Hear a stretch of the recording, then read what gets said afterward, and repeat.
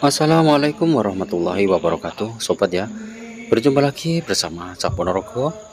Semoga kita semua masih dalam keadaan sehat walafiat, Allahumma amin. Buat sobat-sobatku dimanapun berada, bahwa pada kesempatan kali ini bersama Cak Ponorogo yaitu masih review tentang hajatan di desa, tepatnya yaitu di Kampung Sekar Putih, Desa Ndayaan, Kecamatan Badekan, Kabupaten Ponorogo, Jawa Timur. Dan pada saat ini sobat ya, saya belusuan mulai dari depan tadi, sekarang menuju ke tempat dapur hajatan. Di sini para sinoman juga para bapak-bapak ya, ini siap membantu untuk membawa hidangan buat tamu undangan yang datang. Di sini sangat kompak sekali karena memang pemuda sinoman di daerah kawasan Ponorogo sini memang mayoritas semua kompak selalu dan guyub rukun. Oke sobat ya, inilah suasana dapur hajatan. Karena rewang di dapur hajatan ini adalah sudah menjadi tradisi dari nenek moyang terdahulu ya, dan sekarang sudah menjadi turun temurun. Di sini para pemuda sangat antusias sambil asik nyeruput kopi sobat ya, karena untuk melepas penat, karena memang sudah seharian rewang sehingga capek. Sekarang ini waktunya nyantai di dapur. Dan di sini para ibu juga para jayeng ya yang membuat minuman juga asik sibuk karena tamunya memang banyak sekali yang datang di tempat hajatan tersebut. Oke sobat ya, bagaimana keseruan rewang hajatan tersebut? Dan tak lupa sobat ya, saya ingatkan buat sobat-sobatku yang baru menemukan channel Cak Ponorogo, jangan lupa beri dukungan dengan like, share, subscribe, dan komen, dan aktifkan notifikasi loncengnya agar tidak ketinggalan video-video terbaru dari Cak Ponorogo. Oke sobat ya, yuk simak videonya sampai selesai.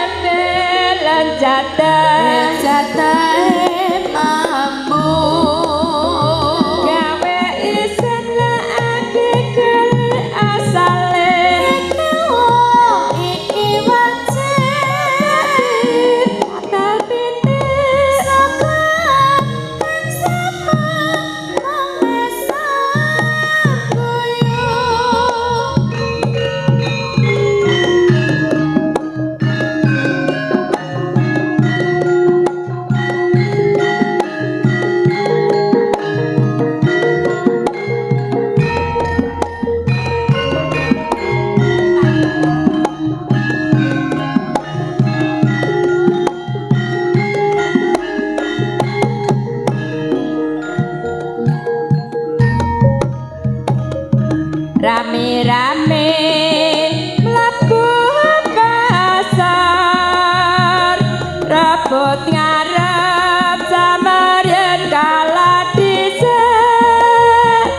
anu bruan jantan-jantan tabrakan padha kanca salah warabak kulit dewet sing ayu asame ya rasa angin bui aromanis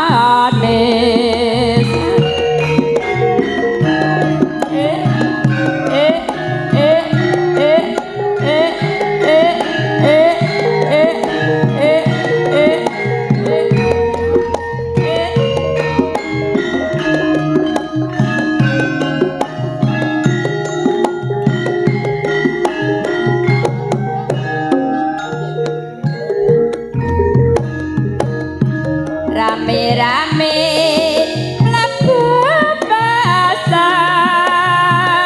rebut ngarep samaryan kala dhisik anu bruan jantan-jantan tabrakan padha kanca salah warabak kulit dewet sing ayu asame gawa rasa angin bui aromanis.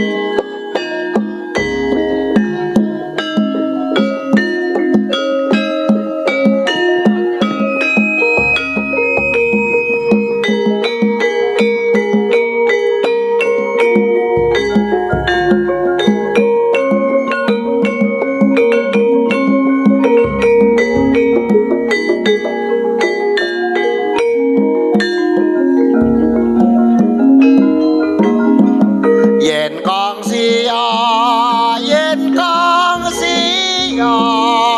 pakayane pagunungan reno saat kongsi gundul kabeh eling-eling bebayane erosi kang akibate mahanani banjir sakiwa tengene